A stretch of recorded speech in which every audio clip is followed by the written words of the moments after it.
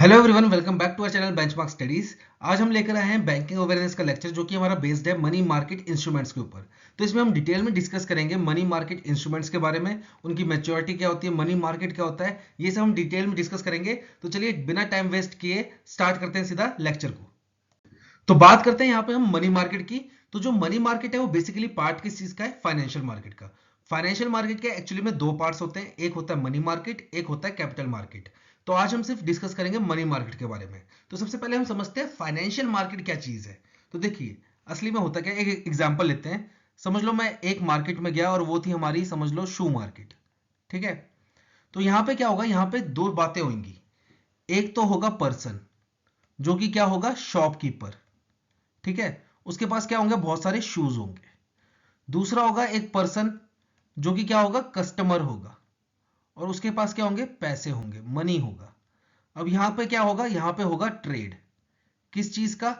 जो शॉपकीपर है वो अपने जूते बेचेगा कस्टमर को। ठीक है, वो देगा अपने जूते कस्टमर को और बदले में इससे क्या लेगा, मनी। तो ये क्या एग्जांपल हुआ, शू मार्केट में। शू मार्केट में क्या होगा, एक शॉपकीपर अपने जूते देगा कस्टमर को, बदले में लेगा उससे पैसे। और वही फाइनेंशियल मार्केट में क्या होता है, फाइनेंशियल मार्केट में भी दो लोग होते हैं। एक के पास होता है शॉर्टेज ऑफ मनी। ठीक है, शॉर्टेज ऑफ मनी। और दूसरे के पास क्या होगा, एक्सेस ऑफ मनी।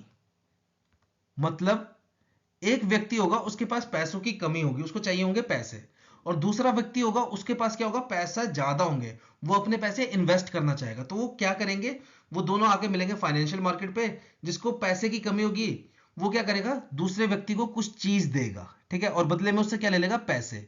और वो चीज क्या होती है, वो होती है इंस्ट्रूमेंट्स। अब ये होती है दो टाइप की। ठीक है, एक होती है कैपिटल मार्केट इंस्ट्रूमेंट्स और एक होती है मनी मार्केट इंस्ट्रूमेंट्स। तो मतलब वो दूसरे व्यक्ति से दो तरीके से पैसे ले सकता है। एक तो मनी मार्केट के इंस्ट्रूमेंट्स की तरफ से, या तो कैपिटल मार्केट के इंस्ट्रूमेंट्स के थ्रू। ठीक है, पर यहाँ पे डिफरेंस क्या है इन दोनों में। जो मनी मार्केट इंस्ट्रूमेंट्स होते हैं इनकी मैच्योरिटी कितनी होती है, मैक्सिमम 1 ईयर। ठीक है, 1 ईयर से ज्यादा नहीं होता। वहीं कैपिटल मार्केट की मैच्योरिटी अनलिमिटेड है। ठीक है, वो जब तक लेना चाहो ले सकते हो आप। ठीक है, तो मतलब जब आपको शॉर्ट टर्म के लिए पैसे चाहिए तो आप कहां जाओगे, मनी मार्केट में। और वहीं अगर आपको लॉन्ग टर्म के लिए पैसे चाहिए तो आप कहां जाओगे, कैपिटल मार्केट में। तो मनी मार्केट में आप पैसे कैसे उठा सकते हो, through treasury bills, call money, certificate of deposit, commercial bills, commercial papers. ठीक है, इन सब के थ्रू आप, ये मनी मार्केट के इंस्ट्रूमेंट्स है, इन सब के थ्रू आप मनी मार्केट में पैसे उठा सकते हो। तो ये कौन उठाता है, कैसे उठाता है, ये सब आगे डिस्कस करते हैं। तो चलिए आगे बढ़ते हैं हम सीधा, और बात करते हैं हम यहाँ पे कॉल मनी की। तो कॉल मनी क्या होता है हमारा, इंटर बैंक ट्रांजैक्शन। अब इसमें होता क्या है, एक बैंक जो है वो दूसरे बैंक से लोन लेता है। ठीक है, अगर मैं और स्पेसिफिकली बोलना चाहूं तो एक फाइनेंशियल इंस्टीट्यूशन दूसरे फाइनेंशियल इंस्टीट्यूशन से लोन लेता है। अब इसमें होता क्या है, समझो इस बात को। जैसे समझ लो एसबीआई है, एसबीआई को चाहिए 100 करोड़ रुपए। तो ये क्या करेगा, ये किसी बैंक के पास जाएगा, समझ लो ये गया पीएनबी के पास। और ये बोलेगा पीएनबी को कि मेरे को 100 करोड़ रुपए आप उधार दीजिए कुछ वक्त के लिए, मैं आपको विद इंटरेस्ट पैसे वापस कर दूंगा। ठीक है, विद इंटरेस्ट पैसे वापस कर दूंगा। तो ये कौन सी कैटेगरी हुई हमारी मनी मार्केट की, कॉल मनी। अब देखो जो कॉल मनी है वो हमारे तीन कैटेगरी में डिवाइड है, कॉल मनी, नोटिस मनी और टर्म मनी। ये कैटेगराइजेशन किसके ऊपर बेस्ड है, ये बेस्ड है हम कितने दिन के लिए लोन अपने पास रखते हैं। मतलब समझ लो एसबीआई ने आज लोन लिया, आज डेट है जैसे 21 फेब, आज लोन लिया पीएनबी से, और ये बोलता है मैं आपको 22 फेब को पैसे वापस कर दूंगा। तो लोन कितने दिन के लिए हुआ, एक दिन के लिए हुआ ना लोन। तो जब आप लोन लेते हो सिर्फ एक दिन के लिए तो वो किस कैटेगरी में आता है, कॉल मनी। वहीं अगर आप लोन ले रहे हो 2 दिन से लेके 14 दिन के लिए तो वो आएगा हमारा नोटिस मनी में। और वहीं अगर आप लोन ले रहे हो 15 दिन से लेके 1 साल के लिए तो वो किस में आएगा, टर्म मनी में। तो ये होगी हमारी कैटेगराइजेशन। अब बात करते हैं इस इंस्ट्रूमेंट के थ्रू कौन कौन सी चीजें पैसा उधार ले सकती है मनी मार्केट से। ठीक है, तो सारे के सारे scheduled commercial bank except RRBs इस इंस्ट्रूमेंट के थ्रू उधार ले सकते हैं मनी मार्केट में। साथ ही साथ कोऑपरेटिव बैंक्स और प्राइमरी डीलर्स भी उधार ले सकते हैं इस इंस्ट्रूमेंट का यूज करके मनी मार्केट से। ठीक है, तो ये बात आ गई कि कौन कौन उधार ले सकता है। अब बात करते हैं कौन कितना उधार ले सकता है और कौन कितना उधार दे सकता है। ठीक है, तो ये जो टेबल है मेरा, ये मैंने उठाया आरबीआई की वेबसाइट से। ठीक है, तो यहाँ पे आ रही है बोरोइंग, बोरिंग मतलब आप कितना उधार ले सकते हो। और यहाँ पे आ रहा है लैंडिंग, लैंडिंग मतलब आप कितना उधार दे सकते हो। ठीक है, तो अगर मैं बात करता हूँ शेड्यूल कमर्शियल बैंक की, शेड्यूल कमर्शियल बैंक की बात करता हूं, तो अगर मैं उधार ले रहा हूं कॉल मनी मतलब एक दिन के लिए, ठीक है, तो मैं कितना उधार ले सकता हूं? 125% मेरी कैपिटल का, जितनी मेरी कैपिटल होगी उसका 125% मैं उधार ले सकता हूं कॉल मनी पे, मतलब वन डे, एक दिन के लिए। वहीं अगर मैं उधार ले रहा हूं नोटिस मनी पे या टर्म मनी पे, तो मैं कितना उधार ले सकता हूं? 100% अपनी कैपिटल का, ठीक है। तो ये तो बात आ गई उधार लेने की। अगर मैं मेरे को शेड्यूल कमर्शियल बैंक को उधार देना है तो कितना दे सकता है? अगर उसने उधार देना है कॉल मनी पे, मतलब अगर एक दिन के लिए उधार देना है तो वो कितना दे सकता है? 50% ऑफ इट्स कैपिटल, जितनी उसकी कैपिटल है उसका 50%। वहीं अगर उसने उधार देना है नोटिस मनी पे या टर्म मनी पे, तो वो कितना दे सकता है? 25% अपनी कैपिटल का, ठीक है। जितनी उसकी कैपिटल होगी उसका 25% वो उधार दे सकता है। अगर बात करता हूं मैं कोऑपरेटिव बैंक्स की, तो वो कितना उधार दे सकती हैं? देखो, उधार देने की तो उसकी कोई लिमिट नहीं है, पर उधार ले कितना सकती है? सिर्फ 2%। किसका? एग्रीगेट का। एग्रीगेट किस चीज का?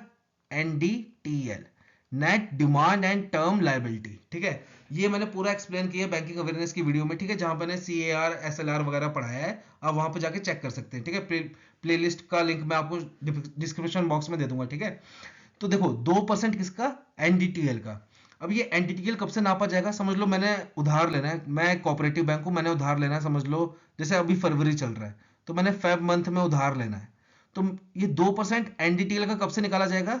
देखो फेब है 2023 की, तो जो पिछला मार्च होगा ना, 31 मार्च, मतलब 31 मार्च 2022 को, इस टाइम पे जो मेरा एनडीटीएल होगा उसका 2% मैं उधार ले सकता हूं।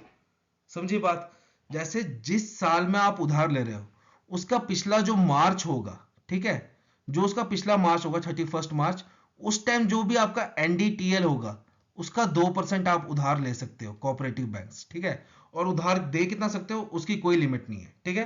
अगर वही मैं बात करता हूं प्राइमरी डीलर्स की, तो प्राइमरी डीलर्स कितना उधार ले सकते हैं? 225% अपना नेट ओन्ड फंड, ठीक है, जितना उनका नेट ओन्ड फंड है उसका 225% वो उधार ले सकते हैं। और दे कितना सकते हैं?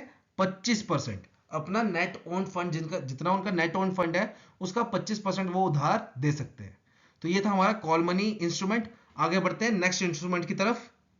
नेक्स्ट इंस्ट्रूमेंट है हमारा कमर्शियल पेपर्स। अभी इसको इशू कौन करता है? इसको इशू करती हैं जो बड़ी बड़ी कंपनीज है इंडिया में, वो इसको इशू करती हैं अपनी टेम्पररी मनी रिक्वायरमेंट को फुलफिल करने के लिए। अब होता क्या बेसिकली, समझ लो जैसे मेरी एक बड़ी सी कंपनी है, ठीक है, और मेरे बहुत सारे क्लाइंट्स हैं, बड़े बड़े होलसेलर्स। तो मैं क्या करूंगा, मैं अपने सामान की डिलीवरी उनको करूंगा, बदले में उनसे क्या लूंगा? मेरे सामान की पेमेंट। अब उन्होंने क्या किया, जो मेरे सामान की पेमेंट थी वो उन्होंने की एक चेक के फॉर्म में। अब देखो जो चेक होता है ना, उसको अपने बैंक में क्रेडिट करने में कम से कम 3 से 4 दिन लगते हैं। क्यों? क्योंकि आप पहले बैंक जाओगे, वो चेक को डिपॉजिट करोगे, फिर वो चेक जाएगा क्लियरिंग में, फिर जाके वो पैसे आपके अकाउंट में आएंगे, ठीक है। पर इसी दौरान क्या हुआ, बीच में मेरे को आ गया बड़ा सा प्रोडक्शन का ऑर्डर, ठीक है, जिसके लिए मेरे को चाहिए पैसों की रिक्वायरमेंट ऑन द स्पॉट। तो मैं क्या करूंगा, मैं इशू करूंगा कमर्शियल पेपर। तो कमर्शियल पेपर होता है क्या बेसिकली, एक अनसिक्योर्ड मनी मार्केट इंस्ट्रूमेंट है जो कि इशू होता है in the form of promissory note. अब यहाँ पे समझने वाली बात है कि प्रोमिसरी नोट क्या चीज है। समझ लो दो व्यक्ति हैं, ठीक है, दो पर्सन है, एक है आपका ए और दूसरा है आपका बी, ठीक है। अब होगा क्या यहाँ पे, ए को चाहिए बी से पैसे, तो ए ने लिए बी से पैसे, ठीक है, और बदले में इसको क्या चीज दी? एक नोट बना के दिया, स्टैम्प पेपर बढ़िया सा, कि मैंने आपसे पैसे लिए हैं और मैं सो एंड सो डेट को आपको पैसे वापस कर दूंगा विद इंटरेस्ट। तो ये जो नोट होता है इसको क्या बोलते हैं? Promissory note. तो जो बड़ी बड़ी कंपनी होती है वो पैसे लेती हैं उधार में, बदले में क्या देती हैं? प्रोमिसरी नोट देती हैं, ठीक है, कि हम आपको पैसे वापस करेंगे with this much of interest, ठीक है। तो ये होता है हमारा कमर्शियल पेपर। अब कौन कौन सी कंपनी इसको इशू कर सकती हैं? ऐसा तो है नहीं कि सारी कंपनी इसको इशू कर सकती हैं। इसको वो कंपनी इशू कर सकती हैं जिनकी जो नेटवर्थ है, ठीक है, टेंजेबल नेटवर्थ, टेंजेबल मतलब जिसको आप टच कर सकते हो, जो कि आपके रिकॉर्ड्स में ना हो, जिसको बल्कि आप टच कर सको। टेंजेबल नेटवर्थ जो है वो 4 करोड़ से ज्यादा हो, नॉट लेस देन 4 करोड़, मतलब 4 करोड़ या 4 करोड़ से ज्यादा होनी चाहिए, ठीक है। और साथ ही साथ जो उनके बोरोल अकाउंट है, ठीक है, बैंक्स में, वो स्टैंडर्ड एसेट होने चाहिए। स्टैंडर्ड एसेट मतलब एनपीए नहीं होने चाहिए, ठीक है, वो कंपनीज इसको इशू कर सकती हैं। अब इसकी मैच्योरिटी और इसका मतलब अमाउंट कितना होता है, तो देखो मिनिमम आपको 5 लाख का कमर्शियल पेपर इशू करना होता है, और फिर इसके मल्टीपल, मतलब पहले 5 लाख, फिर 10 लाख, फिर 15 लाख, फिर 20 लाख, मतलब 5 लाख के मल्टीपल्स। मिनिमम वैल्यू कितनी? 5 लाख, फिर इसके मल्टीपल्स, ठीक है। और इसकी मैच्योरिटी अमाउंट कितनी, मैच्योरिटी डेट कितनी होती है? मिनिमम 7 दिन और मैक्सिमम कितना? 1 साल के लिए। क्योंकि 1 साल क्यों? क्योंकि ये मनी मार्केट का इंस्ट्रूमेंट है और मनी मार्केट में मैक्सिमम मैच्योरिटी कितनी होती है? 1 ईयर, ठीक है। तो आप पैसा कितना उठा सकते हो? कम से कम 5 लाख, फिर इसके मल्टीपल्स, और कितने दिन के लिए? कम से कम 7 दिन और मैक्सिमम 1 ईयर। तो ये था हमारा कमर्शियल पेपर। तो बढ़ते हम नेक्स्ट इंस्ट्रूमेंट की तरफ। नेक्स्ट इंस्ट्रूमेंट है हमारा सर्टिफिकेट ऑफ डिपॉजिट्स। तो देखो इसको इशू कौन करता है? जो भी हमारे आरआरबीज हैं और लोकल एरिया बैंक्स हैं, ठीक है, इनको छोड़ के सारे शेड्यूल कमर्शियल बैंक इसको इशू कर सकते हैं। और साथ ही साथ के सारे फाइनेंशियल इंस्टीट्यूशन जिनको परमिट मिला हुआ है आरबीआई के थ्रू कि वो शॉर्ट टर्म फंड रेज कर सकते हैं, वो भी इसको इशू कर सकते हैं, ठीक है। ये एक तरीके का क्या है? प्रोमिसरी नोट ही है। देखो अगर हम सिंपल भाषा में समझना चाहें तो ये एक तरीके की एफडी ही है, ठीक है। पर एफडी के लिए क्या है? आपका उस बैंक में अकाउंट होना जरूरी है, कंपलसरी है, ठीक है। तो वो सब क्राइटेरिया इस पे फॉलो नहीं होता, आपका अकाउंट हो ना हो आप सर्टिफिकेट ऑफ डिपॉजिट ले सकते हो, ठीक है। फिर अब बात करते हैं इसकी मिनिमम अमाउंट कितना है। तो मिनिमम अमाउंट कितना है इसका? 1 लाख रुपीज। मिनिमम आप 1 लाख रुपए का सर्टिफिकेट ऑफ डिपॉजिट ले सकते हो। उसके बाद कितने का मिलेगा आपको? 2 लाख का, फिर 3 लाख का, मतलब मिनिमम है इसका 1 लाख। फिर उसके बाद इसके मल्टीपल, मतलब एक का मल्टीपल 2, फिर 3, फिर 4, फिर 5, फिर 6, मतलब आपको 2.5 लाख का लेना होगा तो वो नहीं मिलेगा। 2 से फिर 3, 3 से 4, 4 से 5, 5 से 6, ठीक है। तो ये आ गया आपका इसकी अमाउंट, ठीक है। फिर बात करते हैं इसकी मैच्योरिटी। तो देखो जो यहाँ पे एक एक्सेप्शन है, जैसे आपने केमिस्ट्री में भी एक्सेप्शन पढ़े होंगे 11 12th में, ठीक है। फिर जैसे इंग्लिश ग्रामर की तैयारी कर रहे हो आप, तो ग्रामर में भी बहुत जगह एक्सेप्शन आते हैं, ठीक है। तो वैसे इसमें भी एक एक्सेप्शन है। जो certificate of deposit banks issue करते हैं, ठीक है, उसकी मैच्योरिटी कितनी है? मिनिमम 7 डेज और मैक्सिमम 1 ईयर। पर जो certificate of deposit financial institution issue करता है उसकी मैच्योरिटी कितनी है? मिनिमम 1 ईयर और मैक्सिमम 3 ईयर। तो इससे क्वेश्चन पक्का आ सकता है आपका, ठीक है, इससे पूछा भी जा सकता है। तो देखो ये एक मनी मार्केट का लौता इंस्ट्रूमेंट है जिसकी मैच्योरिटी मिनिमम 1 ईयर है और मैक्सिमम 3 ईयर्स। पर किस केस में? अगर ये इशू करता है फाइनेंशियल इंस्टीट्यूशन। पर अगर बैंक इशू करता है तो मिनिमम मैच्योरिटी कितनी है? 7 डेज और मैक्सिमम 1 ईयर। फिर यहाँ पे एक बहुत अच्छा क्वेश्चन है, समझ लो मेरे पास ये प्रोमिसरी नोट था, फिक्स मतलब एक सर्टिफिकेट ऑफ डिपॉजिट था, ये मेरे से गुम हो गया। अब इस केस में क्या होगा? क्या मेरे को डुप्लीकेट इशू हो सकता है? बिल्कुल इशू हो सकता है, पर उसके लिए एक कंडीशन है। वो क्या? कि आपको एक न्यूज़पेपर में इसका इश्तिहार देना होगा, ठीक है, एटलीस्ट 1 लोकल न्यूज़पेपर कि मेरे से सर्टिफिकेट ऑफ डिपॉजिट गुम हो गया है। तब आपको नया इशू होगा इंडेमनिटी बॉन्ड के थ्रू, ठीक है। तो ये आपको डुप्लीकेट भी इशू हो सकता है। तो ये था हमारा सर्टिफिकेट ऑफ डिपॉजिट। बढ़ते हैं हम नेक्स्ट मनी मार्केट इंस्ट्रूमेंट की तरफ जिससे गवर्नमेंट पैसे उधार लेती है। अब हम उसकी बात करेंगे जिस इंस्ट्रूमेंट के थ्रू गवर्नमेंट पैसे उधार लेती है। अभी तक देखो बैंक उधार ले रहा था पैसे या हमारी कंपनी उधार ले रही थी, पर अब हम वो इंस्ट्रूमेंट डील करेंगे जो कि गवर्नमेंट जिससे उधार लेती है पैसे। तो बढ़ते हैं नेक्स्ट स्लाइड की तरफ। नेक्स्ट हमारा इंस्ट्रूमेंट है ट्रेजरी बिल्स। देखो ट्रेजरी बिल्स को और क्या बोलते हैं? T bills. इसको यूज कौन करता है? गवर्नमेंट, ठीक है। जब भी गवर्नमेंट को आपको पैसे उधार लेने होते हैं, ठीक है, जब भी गवर्नमेंट के पास पैसों की कमी होती है तो वो क्या करती है? टी बिल्स इशू करती है, ठीक है। तो यहां से ध्यान से समझना, जो टी बिल असली में इशू करता है ना, असली में इशू कौन करता है? आरबीआई, ठीक है। कभी गवर्नमेंट खुद जाके टी बिल्स इशू नहीं करती, गवर्नमेंट सिर्फ टी बिल का यूज करती है, जो इससे पैसा रेज होता है उसका यूज करती है। इशू कौन करता है? आरबीआई। गवर्नमेंट ने ये पावर दे रखी है आरबीआई को कि आप हमारे बिहाफ पे टी बिल्स इशू कीजिए और इससे जो रेवेन्यू आएगा वो हमें दीजिए, हम उसका यूज करेंगे, ठीक है। टी बिल्स टोटल कितने टाइप के हैं? टोटल 3 टाइप के हैं जिनकी मैच्योरिटी कितनी कितनी है? एक की 91 डेज, एक की 182 डेज, एक की 364 डेज, ठीक है। पहले 4 टाइप के होते थे, एक की मेच्योरिटी होती थी 14 डेज की भी, ठीक है, पर उसको क्या कर दिया? बंद कर दिया। अब टोटल 3 टाइप के हैं, 91 डेज, 182 डेज एंड 364 डेज, ठीक है। अब देखो इसमें मिनिमम अमाउंट कितना रेज कर सकते हो आप? 25,000 और मैक्सिमम कितना है? मैक्सिमम की कोई लिमिट नहीं है, ठीक है। टी बिल को आप एक चीज और बोलते हो, क्या? Zero coupon security. ये काफी इंपॉर्टेंट है, पेपर में आपसे पूछ सकता है मनी मार्केट का कौन सा इंस्ट्रूमेंट है जिसको हम जीरो कूपन सिक्योरिटी बोलते हैं, तो वो कौन सा है? टी बिल्स, ठीक है। अब देखो जीरो कूपन सिक्योरिटी का मतलब क्या है? कूपन का मतलब होता है आपका इंटरेस्ट, ठीक है। कूपन का मतलब होता है इंटरेस्ट, जीरो का मतलब जीरो, मतलब ये क्या हुआ? Zero interest security. अब आप देखो हैरान हो रहे होंगे, जब इसमें कोई इंटरेस्ट ही नहीं है तो लोग इसको खरीदेंगे क्यों? तो देखो यहाँ पे क्या बोला है इन्होंने, ये इशू होते हैं डिस्काउंट फेस वैल्यू पे, ठीक है। अब इस चीज का क्या मतलब है, इस चीज का मतलब ये मैंने एग्जांपल में भी लिखा हुआ है, मैं इसको समझा देता हूँ, ठीक है। पढ़ना होगा तो आपको ये पीपीटी जो है वो आपको मिल जाएगी हमारे टेलीग्राम चैनल पे, टेंशन मत लीजिएगा, उसका लिंक मैं आपको डिस्क्रिप्शन में दे दूंगा, ठीक है। तो इस एग्जाम्पल को क्या बोल रहा है समझ लो, यहाँ पे 100 रुपए का एग्जाम्पल दिया, मैं 1000 लेता हूँ, ठीक है। समझ लो मैंने एक टी बिल इशू किया जिसकी मैच्योरिटी थी 182 डेज की, ठीक है। टी बिल इशू किया जिसकी मैच्योरिटी थी 182 डेज की और उसकी वैल्यू थी 1000 रुपए, ठीक है। अब जब मैं इसको खरीदने गया तो ये मेरे को पता है क्या मिलेगा, इस पे मिलेगा डिस्काउंट। देखो इस टी बिल की फेस वैल्यू कितनी है, 1000 रुपए। तो जो इसकी फेस वैल्यू है इस पे मेरे को मिल रहा है डिस्काउंट, तो उसको क्या बोलते हैं, डिस्काउंट ऑन फेस वैल्यू। मतलब कि ये 1000 रुपए का टी बिल में जब मैं खरीदूंगा तो मेरे को पैसे कितने देने पड़ेंगे, 980 रुपए, समझ लो, ठीक है। मेरे को 980 रुपए देने पड़े। जैसे ही 182 डेज पूरे होंगे, इसकी मैच्योरिटी हो जाएगी, तो जब ये मैं इसको वापस मतलब ये गवर्नमेंट को बेचूंगा, ठीक है। मतलब जैसे इसकी मैच्योरिटी हुई 182 डेज बाद, तो ये 980 रुपए के बदले मेरे को कितने मिलेंगे, 1000 रुपए मिलेंगे। ये होता है डिस्काउंट ऑन फेस वैल्यू। मतलब कि जितने का टी बिल होगा जब आप उसको खरीदने जाओगे तो आपको उतने पैसे नहीं देने हैं, उससे कम पैसे देने हैं, ठीक है। उससे कम पैसे देने हैं। पर जब उसकी मैच्योरिटी हो जाएंगी तो पैसे आपको पूरे मिलेंगे। एग्जाम्पल में भी यही दिया है, देखो समझ लो टी बिल था जिसकी मैच्योरिटी थी 91 डेज की और उसकी फेस वैल्यू थी 100 रुपए। तो जब आप खरीदने गए तो आपको मिला कितने का, 98.20 का, ठीक है। मतलब आपको डिस्काउंट मिला कितना, 1.80 का इसकी फेस वैल्यू पे।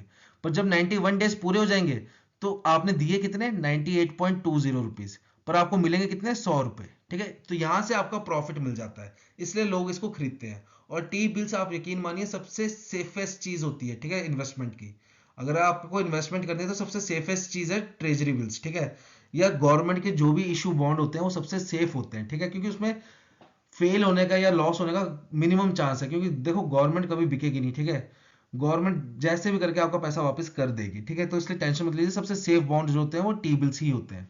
फिर नेक्स्ट है हमारा कैश मैनेजमेंट बिल, ठीक है। अब देखो मैंने अभी आपको बताया था कि जो पहले हमारे टी बिल्स थे वो टोटल 4 टाइप के थे, एक 14 डेज, ठीक है, एक 91 डेज, एक 182 डेज, एक 364 डेज। फिर 14 डेज वाले को कैंसिल कर दिया, अब टोटल कितने, 3, 91, 182, 364। पर वही अगर गवर्नमेंट को पैसे चाहिए, ठीक है, सिर्फ 30 दिन के लिए, तो वो क्या करेगी, तो वो किसका यूज करेगी, कैश मैनेजमेंट बिल का, ठीक है।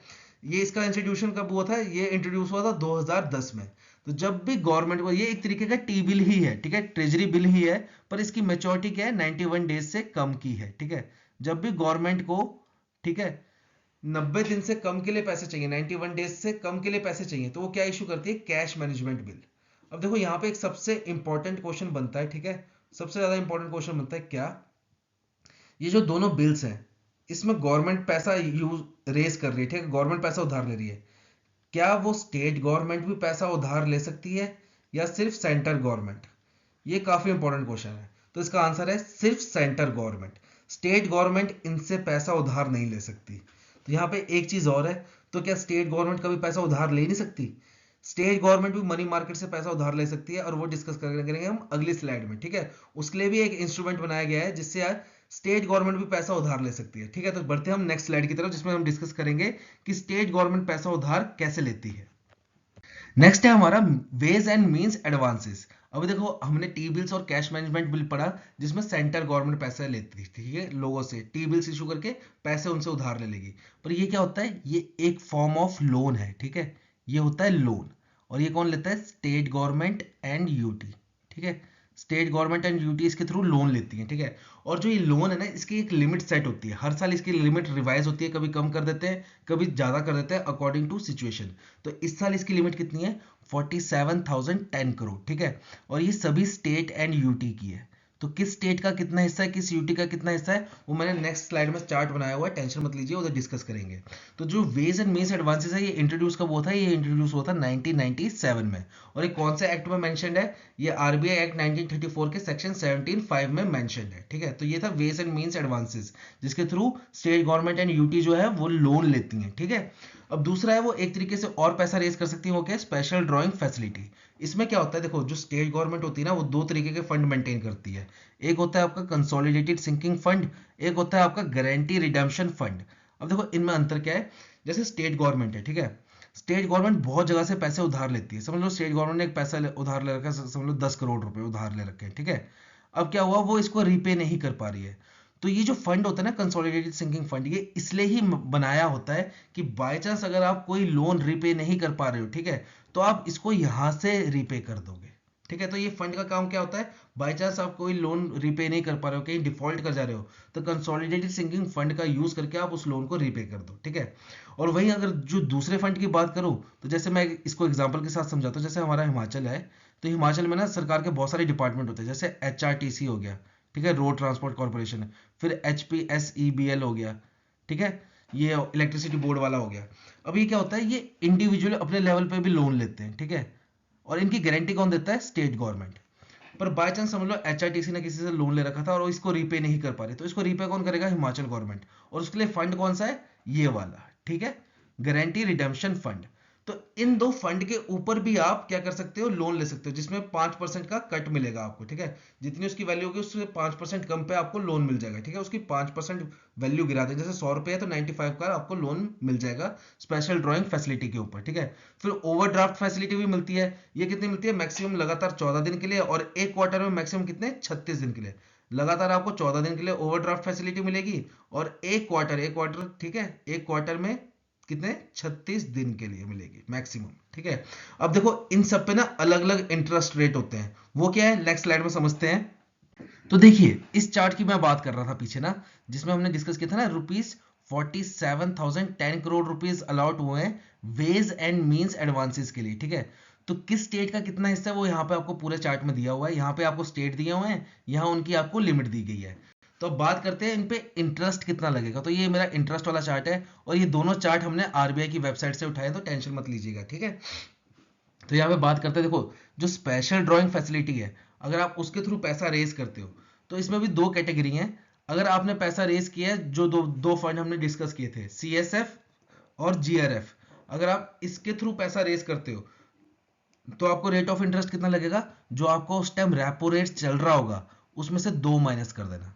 मतलब जिस टाइम आपने लोन लिया इन दोनों फंड पे, ठीक है, जो उस टाइम रेपो रेट चल रहा होगा उसमें से आपने 2 माइनस करना है।